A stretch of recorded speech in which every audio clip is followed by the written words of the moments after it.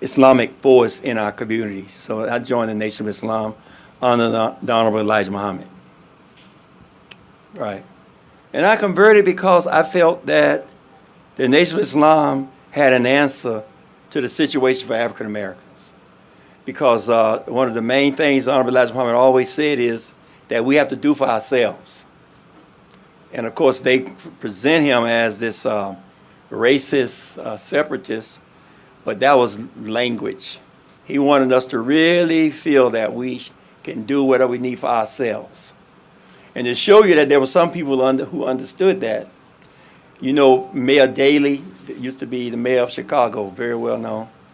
Mayor Daley, every year when the Honorable Elijah Muhammad's birthday, he would make a public statement.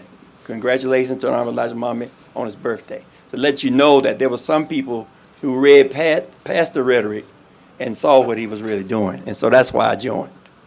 The religion part of it came later, mainly when W.D. Muhammad in 1975 became the leader. And he began to decipher the mythological things that we have been given and bringing us to the Sunnah of our Prophet Muhammad, prayers and peace be upon him, like all Muslims in the world. You may want to note, too, that in Arabic there's no word for conversion. So when we speak of a religious journey, it is about how does one become Muslim. Among African Americans in particular, there are typically three ways in which we describe our journey to Islam. Some people will say conversion because that's a commonly understood term, right? So, but there are other people who will talk about their journey as a reversion, meaning I went back to the religion of my ancestors. There are other people like myself will talk about transition. That means whatever faith I was, and I'm a former Christian, whatever faith I was, I took where I was and my knowledge of God at the time with me on the path of Islam. So I didn't come to Islam and meet Allah. And many Muslims would say that they had a relationship with God prior to becoming Muslim. But some of us would talk about bringing what we had onto that path. Assalamu alaikum. My name, and that means peace be upon you. And my name is Sharifa Salim Rashid. I started Islam when I was, well, I'm going to say my father was Muslim. So he used to go around and write Kareem over the doors. And I used to always say, what is he writing that? But Kareem meant noble and honest. And that was our family name. And we would get, back then the paper was called Muhammad's Speech. And we would sit and read Muhammad's speech, study Quran.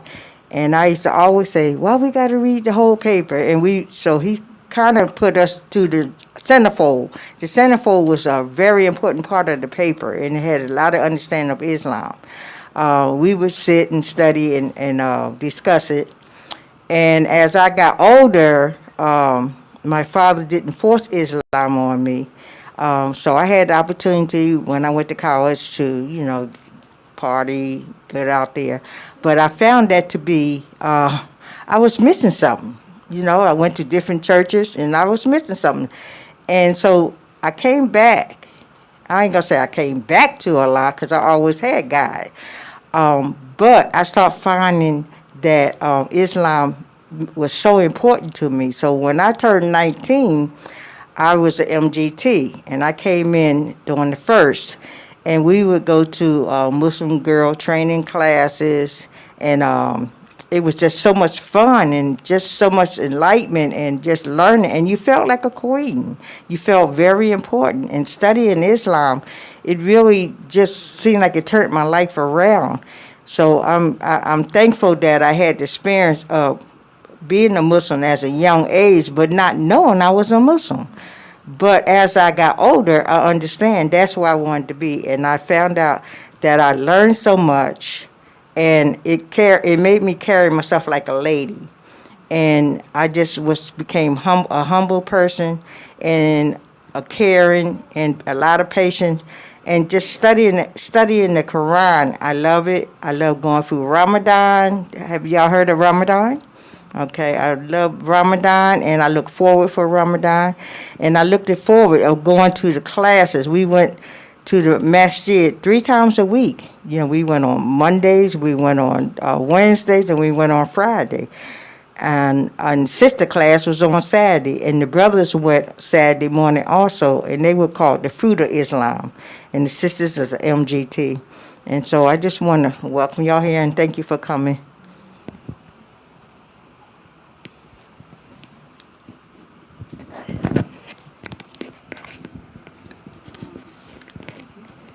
Greetings, everyone. I would just like to say a few things here with you today. My my my experience with the Nation of Islam goes back about 65 years ago, and so I have a long experience back in the early 60s, from the evolution to the transition to we have today. I think, I'm just saying a little bit about my background, but I think the best way to be of service to you as far as information goes is to allow you to ask questions, because that's how I grew. I had a lot of questions back then. And by the Nation of Islam, or Islam at that time, answering those questions, because I was brought up as a Christian in America, and most of us here were Christians before we were Muslims. And how we made that transformation is very, very interesting. But my main reason was because it answered all of the questions I had. When I was a Christian, there was a lot of things about life. I'll say, for instance, the wars that were going on at that time, why we supported them, why we didn't support them, because, as you know, there was many people who supported and many people felt that the wars were unjust. So Islam and the people answered. I was fortunate to be during the time of a man called Malcolm X, better known as Malcolm Shabazz, who were speakers in the community, national speakers, and I was able to get a lot of information. So maybe the best way to serve you is for you all to ask questions and then for us to be able to answer it. Okay? I would encourage you, the questions that you have, just present it to us, and we hope you can answer.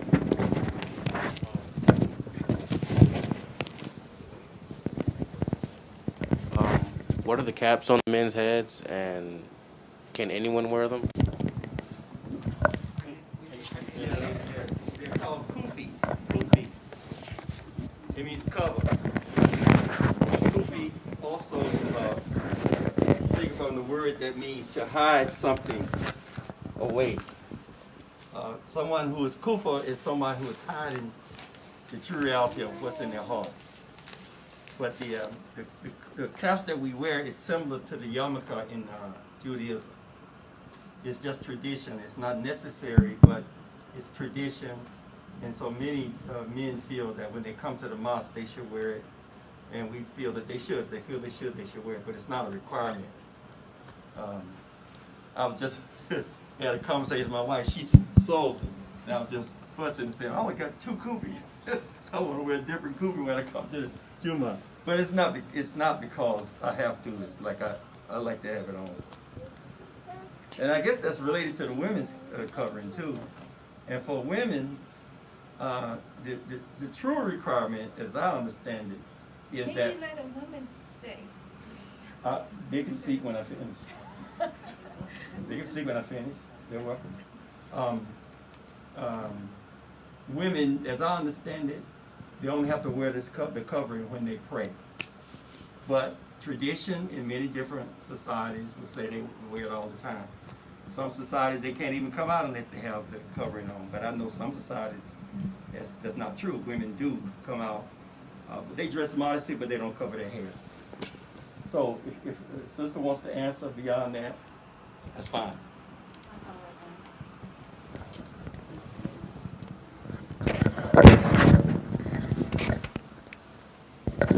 Assalamu alaikum, and welcome all of you beautiful students. I just wanted to reiterate that Islam is a way of life, and as you heard in the khutbah today, we believe that there is no compulsion in religion. Myself, I grew up Muslim with parents who had converted from Christianity, so I didn't have a transition per se as a young child, but as an adult, I did come into the religion of my own understanding after I had went off to college and I was experienced and saw other ways of life. I came to the conclusion that this was the best one for me. And as a young adult, that's what you're going to do, whether it's whatever religion that you select. Just make sure that whatever you do it for the pleasure of Allah, the pleasure of God, whoever you choose to worship. We believe that there is only one God, no matter what the name. Some people call it different names, but Allah means God in Arabic. So I just wanted to share that with you, that it's really a personal relationship that you build with your Creator. And as college students, I'm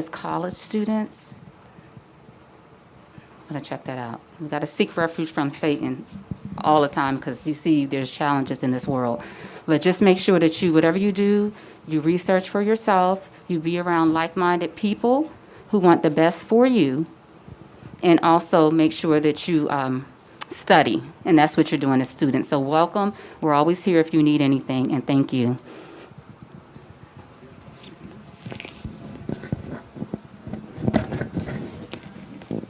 Another question? I just want to speak in regards to the question that the gentleman asked prior. So, from my personal experience and the many different individuals I've come to meet in college, especially individuals who happen to be Christians and may have turned and reverted to Islam.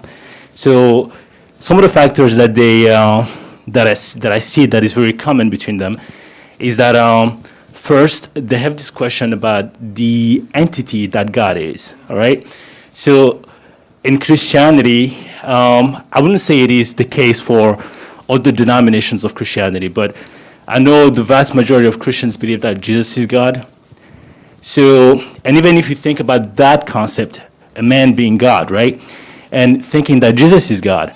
So basically the image that you have is a white man being God, right? So if God is a white man and God created all of us and God thinks that we're all equal as human beings, so why would God decide to, give his own color to some people and give different shades to different people? Do you see what I mean? So with that being the case, it connotates that the entities that God, or the human beings that God gave his color to, are closer to God than the others. Do you understand? So that is one of the reasons, a lot of Christians that I've met have come to question their own religion. And not only that, if you happen to read the Bible, because I know for a fact a lot of people are even Muslims or Christians, but they don't really mind reading their books and see what the book is really saying, right? So after reading the Bible, there are some inconsistencies that they've addressed. For instance, relating to the characters of the prophet. Yeah.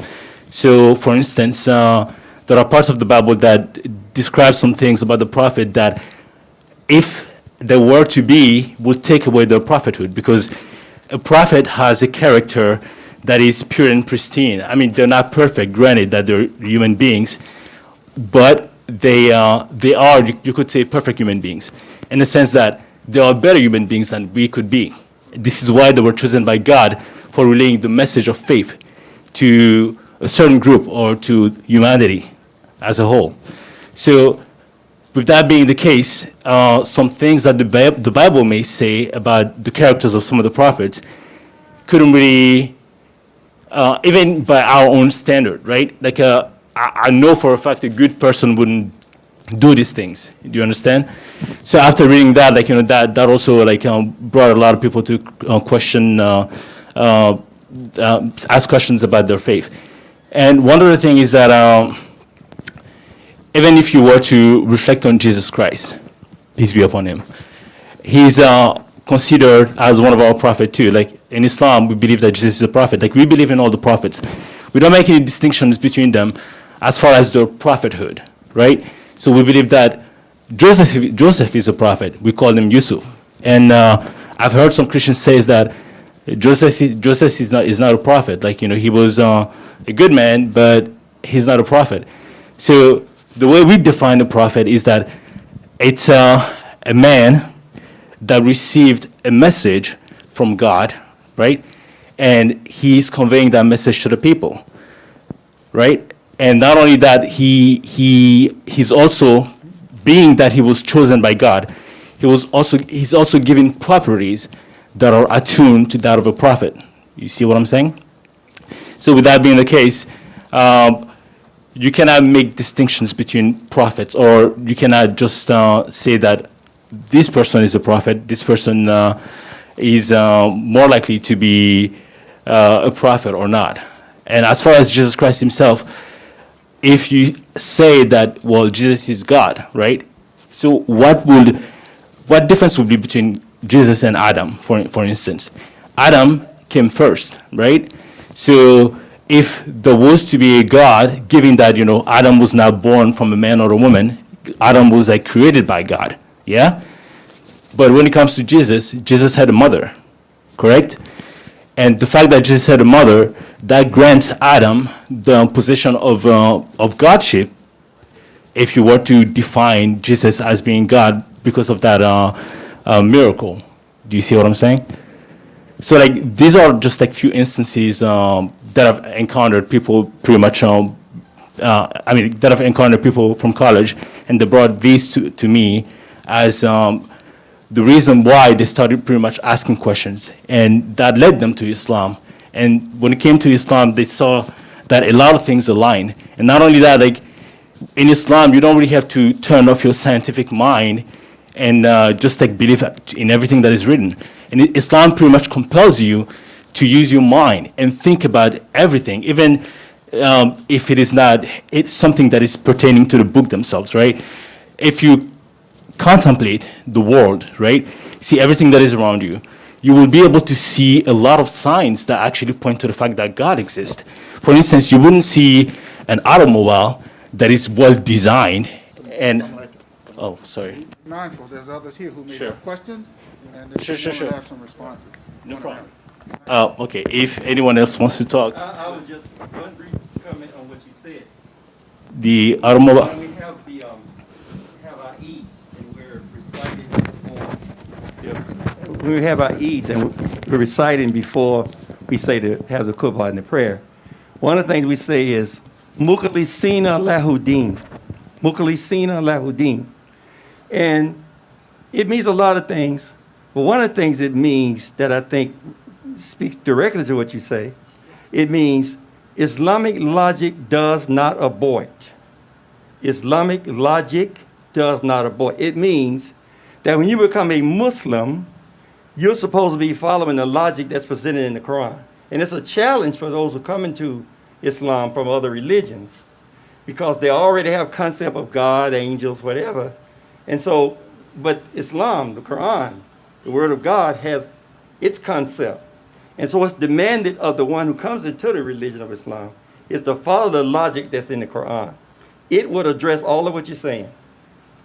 And it would not have me making a Christian feel uncomfortable because they think Jesus Christ is the Son of God.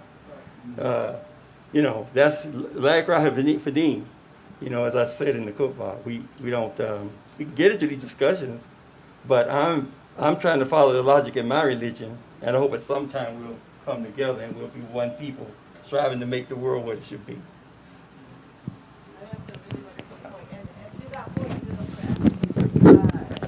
The Quran, the scripture for Muslim says, you know, that if God wanted to make all of humanity one, he would have, right? So there's from the perspective of the Quran itself, there's a divine wisdom in the fact that there are different religions, you know, and that's we're to learn from one another rather than judge or critique.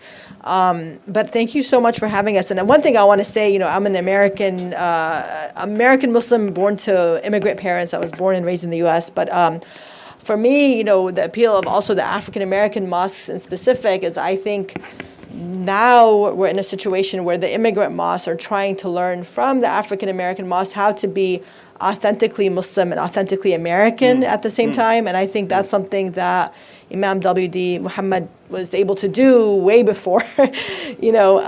And so that is something, you know, Dr. Sherman Jackson, I'm sure you're familiar with his work, you know, the idea of having an authentic American expression of Islam is really important to Muslims in the U.S. rather than living Islam as Muslims in Egypt or Pakistan. And so that's something I appreciate about Masjid Ash-Shaheed, you know, as someone who was born and raised, and something that I think the African American Muslim community in specific was able to sort of, you know, be a model for other Muslim communities as well. And I just wanted to share that. I couldn't say that any better. That's beautiful what you said. And really, that is I would say, our mission, if you will, and that is to identify ourselves as truly American, but also truly Muslim. We think that that's probably the best contribution we can make to the world. We don't have money, we don't have any of these things, we don't have influence, power, but a model of someone being like that, we think would be very helpful, not just to Muslims, but to all people across the world. So thank you for that statement. Thank you all for coming. Anyone have any comments or questions before? I do have a question about the scriptures that were read today. Is it like online? Is it posted online? What was that again? The scriptures that were read today, are they online for us to see? Yes. Oh, okay. Yes. In fact, I can send it to Sister Adia and she can get it to you, okay? Yeah, I'll share that. And the recording. I know some students, And the recording too. You said The recording's recording's online, okay. online too. On Well, YouTube. I don't want to, you know, I know some of them have places to go after, so I don't want to make anyone late. But thank you so much, Imam Ronald, and for the community for hosting us. And sorry, someone had a question, or? I did have a quick question. Okay. The students here, they are in like an Islamic studies class, or? It's a class called America's First Muslims, and it's part of the Gen Ed program. Wow. Yeah. So, America's First Muslims? Yeah, America's First Muslims. Wow. So that's why So, we're studying. Excellent title. Yeah, Wow. so, You know, have you all, are you aware of the book by, her name is Denise, Spellberg is about Thomas Jefferson's Quran. yes. Yes, I have that. Have you had them read it? No. Because that book, Thomas Jefferson's Quran by Denise Spellberg, a researcher, I think she's in somewhere in Texas at the university. She writes how the early framers, the framers of the Constitution, Thomas Jefferson and others, they were framing the Constitution at a time when there was great debate about what Islam was in the world. You know, the Ottoman Empire was still making its moves and everything. And a lot of them even they didn't like Islam, but they had to study it because it was so influential. And she said that it's pretty certain that the framers of the Constitution studied Islam when they came up with these ideas that they present in the Constitution and Declaration of Independence. So if you get a chance, read that book. She's a very excellent scholar. She has all kind of references and everything. So I would recommend that book highly. Thank you so much. You're welcome. Yeah, Imam, I just want to say that since these are all students here, right? I used to be a student too, and I used to be the Muslim student president at Howard University back in the 80s, 70s, 80s. And so I just want to say, when you're studying and you're interacting with your professors, to make them or ask them to distinguish between tradition and actual principles that we live by, you know? Because some people will make you think that tradition is Islam in fact, when sometimes it's not. It's just the culture in which they grew up in. So you get a better clarification when you do that. Yeah. You're welcome. I think Sister Hadia explained that when she said that her folks are from another country, but she was born and raised in this country. Right. I'm sure she's very aware of that and all that it presents for as a challenge. Yes, ma'am. I just wanted to say thank you guys. I really appreciate this experience. I come from a Christian background, and I was taught that all faiths, the only one was Christianity, and everyone else was wrong. And I got to college, and I'm like, that's not true, because why does everybody believe in something so strongly if it's not true? And I'm part of the Interfaith Leadership Council at Queens, so we have a lot of different student associations for different religions that come together, so we can talk about these things. And I think this experience has been really great, and it's been really nice to see just how everything is outside of the church that I was raised in. So I appreciate it. Thank you. Okay, I just want to say that we have some Qur'ans here, and they're all in English. For anyone who wants to have one, they're free. And also that Mr. Ash-Shaheed, he has several books that are excellent out in the bookcase there. If anyone wants to purchase a book to get a little more insight of our leader. Whatever books they get, I'll pay for. Okay, alhamdulillah. That's a gift to you. I want you to understand the volume of the gift he just gave y'all, because we're still studying those books.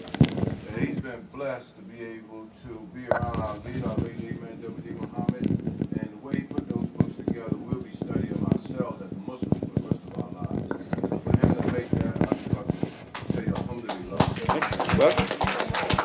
So just, if somebody would just keep the tabs on the books that they got, and I'll replace them. These books here are free and they're in English. So in the bookcase, you all choose book you want. And there's a complimentary bean pie out there on the table for each of you to sample the unique culinary specialty among Muslims, the bean pie. Oh, my God. Oh, are they selling the bean pie outside? Yes, they're free. No, we're not selling. The ones outside, they offer sale. So we'll give you one, a small one complimentary, but we will encourage you to support the vendors outside. Excellent. You're welcome. Thank you all for coming. Thank you, sir.